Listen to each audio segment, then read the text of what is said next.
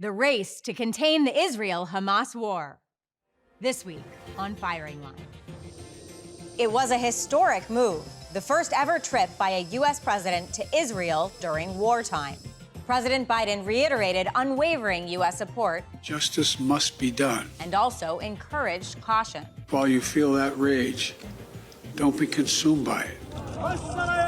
His visit came after a deadly explosion at a Gaza hospital. The U.S. and independent experts say evidence shows the rocket was a misfire by Islamic Jihad militants within Gaza. But the Arab world blames Israel, fueling protests across the Middle East. The way that things are unfolding in the region right now, this cannot be allowed any longer. Dr. Jonathan Schanzer is a senior vice president at the Foundation for the Defense of Democracies, a terrorism expert, and the author of multiple books on Gaza. He is focused on a key question. Was this 10/7 slaughter, was that a preamble to the war that Iran planned? As more than 200 hostages remain trapped in Gaza, preparations for a ground war intensify. What does Dr. Jonathan Schanzer say now? Firing Line with Margaret Hoover is made possible in part by Robert Granieri, Vanessa and Henry Cornell, the Fairweather Foundation, the Tepper Foundation, the Asness Family Foundation, the McKenna Family Foundation, Charles R. Schwab, and by the Rosalind P. Walter Foundation and Damon Button. Corporate funding is provided by Stevens, Inc. Dr. Jonathan Schanzer, welcome to Firing Line. Thank you. After the October 7th attack, Israeli Prime Minister Benjamin Netanyahu swiftly vowed to eliminate Hamas, and we've seen troops building up on Israel's border with Gaza for nearly 2 weeks. What factors have caused Israel's delay entering Gaza? Well, I think there are a number of things that Israel is balancing right now. Number one, I think the Israelis didn't want to launch an invasion before President Biden arrived. At the same time, we are aware of a diplomatic channel that is being conducted out of Qatar. The optics of this are actually somewhat crazy. The Qataris are themselves sponsors of Hamas, and they right now are acting as a trusted American ally, if you will, to try to help negotiate the release of these hostages. I have my doubts about the Qataris' intentions. But it appears that the U.S. and Israel are allowing for this channel to play out. That may have something to do with the delay. And then finally, there has, I think, been some concern expressed by Israelis within the security establishment that a ground war is not as simple as one might think, that there are, as I heard it, hundreds of kilometers of underground tunnels, some of which have been unexplored by the Israelis. They don't have all of the intelligence needed in order to conduct a war underground. It could be close quarter combat. And so one gets a sense that the Israelis are gathering what they can in terms of intelligence before they go in. And then there's one other factor, and that is that there is the potential right now for a multi-front conflict. You've got to remember that the regime in Iran has multiple proxies that it has funded over the years, groups like Hezbollah, Islamic Jihad, Hamas, and others. And so there is a concern that should Israel enter into the Gaza Strip, that other fronts could erupt. These are all, I think, weighing heavily on the mind of Benjamin Netanyahu, who does not like to take significant risks, not in the military realm. He is fearful of quagmires, and that also may be part of what has prompted him to delay. Let's go back to the hostages. You have suggested serious concern with the ability of the Qataris to be effective as hostage negotiators. Is there a better way? You know, it's a good question. There is something sort of Orwellian about all of this, that the Qataris, for really the better part of a decade, have been playing arsonist and firefighter in this conflict. You cannot be a sponsor of Hamas and then also offer your good offices and expect to be respected in this way. They seek to legitimize Hamas. That has always been the Qatari goal. And I don't think this is the moment to be legitimizing Hamas. It may not even be the moment to negotiate with the terrorist group, given the slaughter that it has just perpetrated. And yet, where does that leave the hostages? Well, look, there are 203 of them by last count.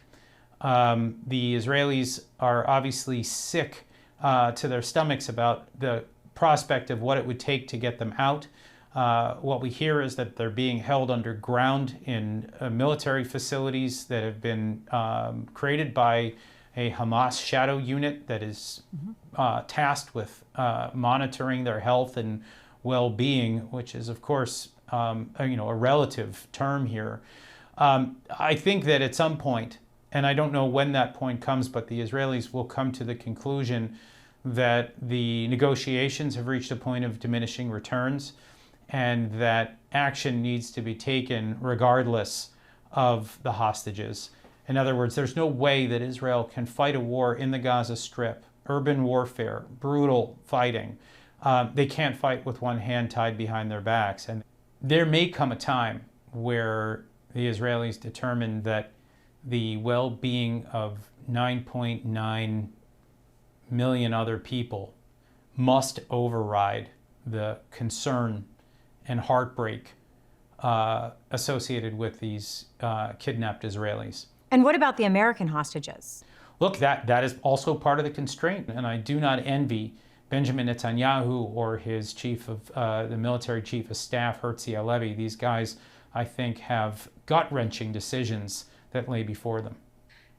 You wrote in your book, quote, "Though Israel is a far superior military power, there is no clear military solution to the Hamas threat." Do you still believe that? I don't know if it's true now. In other words, when you hear the rhetoric of the Israelis, which is, if Hamas can perpetrate a pogrom, a slaughter of 1,400 people, that there is no way that Israel can live next to this group any longer. The Israelis, I think, have made it clear that there is no other solution other than a military one, and this is what they appear to be preparing for. So there's been a paradigm shift. This changed everything. 100%. There's no other way to look at it, right? I mean, up until 2 weeks ago, the Israeli military establishment looked upon Hamas as what they called a tactical threat, an annoyance that can be deadly, but that was manageable. It's no longer manageable from Israel's perspective. I heard one former Israeli official say the moment that they killed that many people was the moment that they lost the right to exist.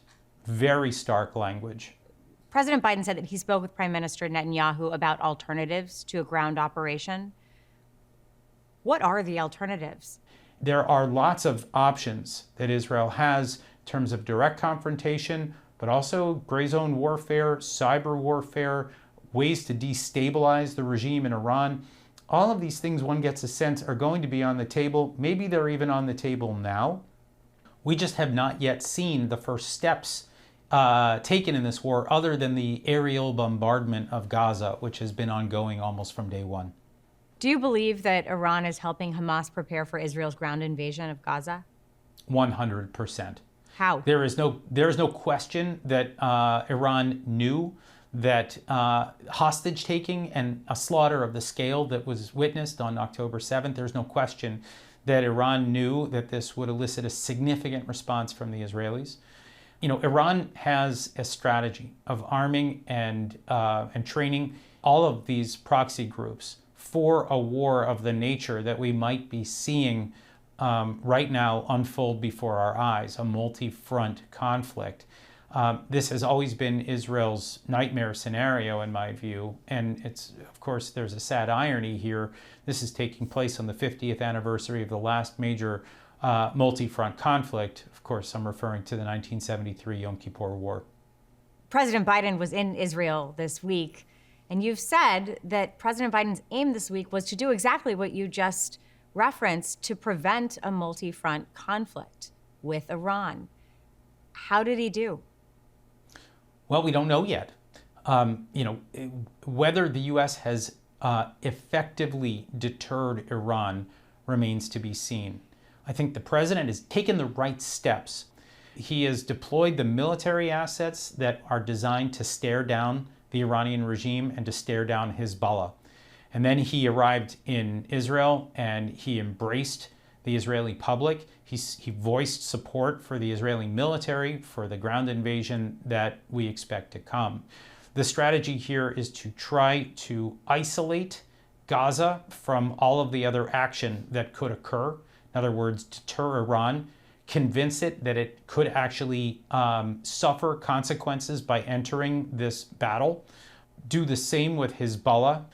And if this works the way that I think the Israelis want it to, and maybe the Americans as well, it would be a situation where the Iranian axis looks on somewhat helplessly while Israel, with assistance from the US in some way or another, removes one of Iran's chess pieces from the board. In other words, they have nothing that they can do but watch as Israel destroys Hamas and frees up one of its borders from the Iran-backed threat. This would be, I think, the soft landing that the Israelis are looking for. Whether it's an easy battle is another story entirely, but the last thing Israel wants, I think, is that multi-front war. That said, I think the Israelis, they've made it clear that if they need to fight a two-front battle, they will, and it will be tough. You've been critical of the Biden administration for its past appeasement of Iran. In your estimation, does Iran want a multi-front war with Israel? Look, that's the big question. Was this 10/7 slaughter, was that a preamble to the war that Iran planned?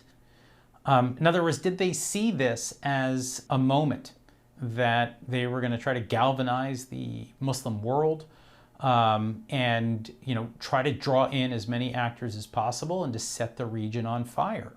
And there could be a number of reasons for wanting to do that. I mean, there is, of course, the obvious longstanding goal of the regime that it simply seeks to destroy Israel, and it has threatened to do so repeatedly. There's also the question of whether they might use this opportunity while everyone's eyes are on Israel and the attacks that are taking place there to make a dash for a nuclear weapon, which we know, of course, has been one of the objectives of the regime.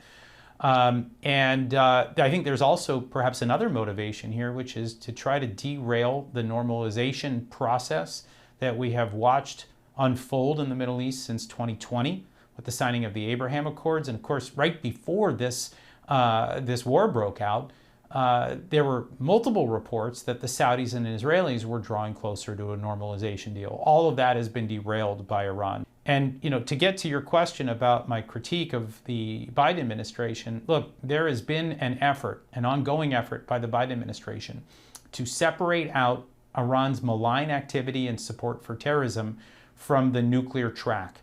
And so the administration, just as the Obama administration did before, has been offering all manner of financial inducements to the regime to try to convince it to stop its nuclear advances and to, at minimum, hold steady.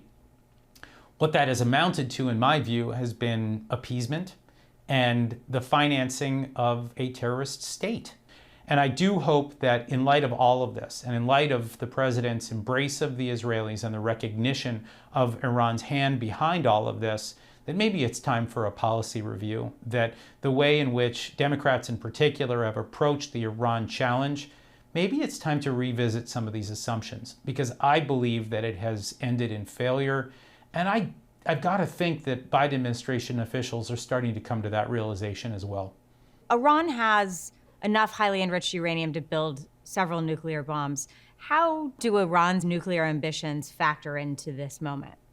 Ultimately, we talked about Hamas being a piece on the chessboard. The ultimate chess piece here, right? The queen, the most powerful piece on the board, is an Iranian nuclear weapon. If it gets a bomb, then that is the ultimate insurance policy. It's an umbrella for the Iranians to be able to continue to engage in this kind of activity, the sponsorship of terrorist activities that utterly destabilize the region and harm American interests and allies. I want to ask you about the explosions at a hospital in Gaza. U.S. intelligence and independent experts say Palestinian militants are responsible for the Gaza hospital blast this week, not Israel. Israel released audio from a conversation they say was between members of Islamic Jihad, realizing their own rocket hit the hospital. They've also released video that is said to show the misfire. So how conclusive are these findings in your estimation? From what I can tell, and I am not a ballistics expert, but from what I can tell, there is wide agreement across the Israeli military establishment, and I don't think it's just for PR purposes, because the Israelis have actually claimed responsibility at times for mistakes that have made on the battlefield. And we've seen in the past that Islamic Jihad has misfired its rockets. In the aftermath of the hospital explosion, there were anti-Israeli demonstrations throughout the Middle East, and the King of Jordan canceled a summit with President Biden and other Arab leaders. To what extent, Jonathan, is the Arab world able to consider the evidence that the blast wasn't Israel's fault? There is no accountability here, none. So the evidence doesn't matter? It clearly doesn't. I mean, the Israelis had provided evidence within a short amount of time, and yet we saw massive protests unfolding in Lebanon, in Turkey. Look, I was making some comments about the Arab Street, as it's called. I believe the Arab Street in general has enabled Hamas. It has given a green light for Hamas to carry out these kinds of attacks against Israel. The palpable hatred for Israel that we see in these angry mobs is what ultimately comes through above all else. And the facts really don't matter to most of these people. Jonathan, you warned there's an even bigger hospital in Gaza City that's home to Hamas's command center. Is that an inevitable target for Israel? We've long been aware of the fact that the Al-Shifa hospital, which is based in Gaza City, it is the command center of Hamas. It is several stories below ground. It's where the leadership operates, and it is the ultimate human shield. It is the ultimate war crime. And I mean, Hamas deliberately built this facility with that in mind, that, with the assumption that Israel could never bomb the largest hospital in the Gaza Strip. Really, what the Israelis have said is every military target will be struck. Every means of decapitating the leadership will be used. And so one has to imagine that there will be a lot of discussion at some point about the Al-Shifa hospital and what lies beneath it. There's ongoing confusion about border crossings and when they will be open to those fleeing Gaza. Why does it appear as though Egypt is reluctant to open its borders? And why are other Arab countries refusing to accept Palestinian refugees? Yeah, I mean, look, again, the Egyptians, they've got a bad economy right now. They've got their own challenges, and they don't want a refugee problem in the Sinai. They don't want this humanitarian corridor. But I think there should be a meeting of the Arab League, or perhaps even the UN, that pushes for the absorption of some of these refugees in the countries that have been Hamas financiers. So the Qataris, the Turks, the Iranians, the Lebanese. Malaysia is another jurisdiction where there's Hamas support.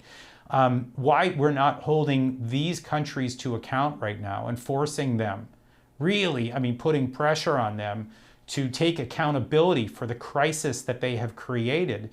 If the concern is for loss of life, or the concern is for trying to prevent catastrophic events from befalling this community, the idea would be to get them out, to establish a humanitarian corridor, and at some point in the future to facilitate their return without Hamas in the Gaza Strip. This, in my view, is the clear objective of what's going on here.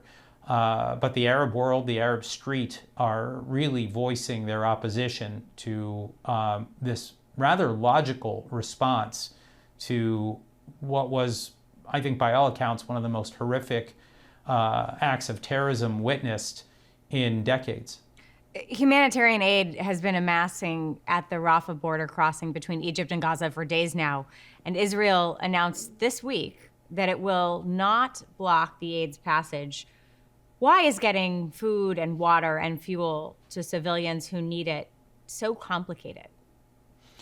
Well, it's complicated for a number of reasons. One, I mean, the Israelis have also said, almost in the same breath, that they don't want to allow anything to go in so long as, as of right now, there are 203 Israeli hostages being held against their will by Hamas in the Gaza Strip. The way the Israelis have put it, that's their fair trade.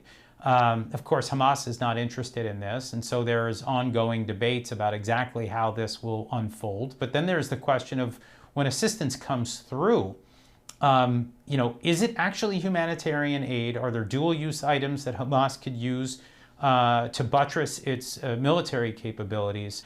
So the Israelis are, for them, this is a high-stakes proposition here, allowing for truckloads of material to go into the Gaza Strip right now during a hot war where there's probably a better than average chance that people have tried to insert military material or dual-use material into these trucks. And so the Israelis are very wary, and they're trying to use this as leverage right now to get the release of these hostages that were taken on October 7th.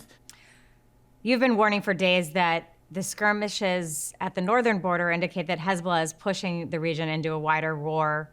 We've also seen reports of clashes at the Syrian border and violence in the West Bank. What does the U.S. and its allies need to do next in deterrence efforts? Yeah, I mean, look, the deterrence process is already underway, or at least the attempts to deter. Biden's meeting with the Israeli cabinet and his, warning to Iran and Hezbollah, don't even try it. All of these things, I think, are the right steps toward deterring other fronts from opening. Potentially, Israel would like the ability to fight in Gaza without having multiple other fronts erupt. And the U.S. appears to be actively trying to steer things toward that outcome. The Brits as well, the French, the Germans, but it's complex. There are a lot of moving parts, and the real big question is, will Iran stand pat? A month after the surprise attack on Israel in 1973, William F. Buckley Jr. sat down with Hans Morgenthau, an expert on international relations, and they both agreed that Israel was a client state of the United States at that time. This is, of course, the tragedy of Israel, that it cannot cannot afford to pursue a foreign policy at variance with the basic objectives of the United States. And the basic objectives of the United States are now to gain a foothold in the Arab world, to push the Russians out of the Middle East, at least, or diminish their influence, in order to prevent the Russians from controlling the Middle East strategically, and more particularly in terms of oil. We are no longer in the Cold War, but while Biden was in Israel, Vladimir Putin visited China. What is the connection from our perspective in the United States between our priority of supporting Israel and our priority of supporting Ukraine? It's a great question. As I view it, there are three embattled American Democratic allies right now that are under threat: Israel, Ukraine, and Taiwan. And there are three aggressors that are actively trying to challenge the US-led world order. And they are, of course, Iran, Russia, and China. The US-led world order has been incredibly beneficial to the world, the access to technology and food and medicine, and it is now being challenged, and increasingly so. And this attack on Israel is part of that picture. The attack on Ukraine is part of that picture, and you can see that our three primary adversaries continue to cooperate with one another. The Iranians are providing UAVs and missiles to the Russians for them to be able to continue their assault on Ukraine. The Chinese are providing cover to both the Iranians and the Russians at the UN and elsewhere. The financial flows are clear. The diplomatic support is clear. There needs to be a congressional response and an administration response. And even in polarized Washington, D.C., one gets the sense that a foreign policy may be coalescing amongst those that inhabit the center left, and the center right. There will be, I think, always the extremists and the outliers within both parties, and they have their voice, and that's probably not going to change. But with any luck here, we'll start to see a coalescing of centrist foreign policy views in Washington that rally around this notion. Dr. Jonathan Chancer, thank you for joining me. Pleasure.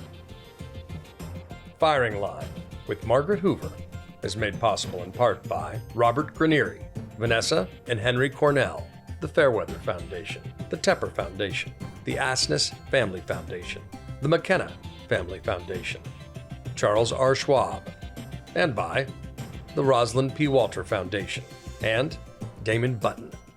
Corporate funding is provided by Stevens, Inc.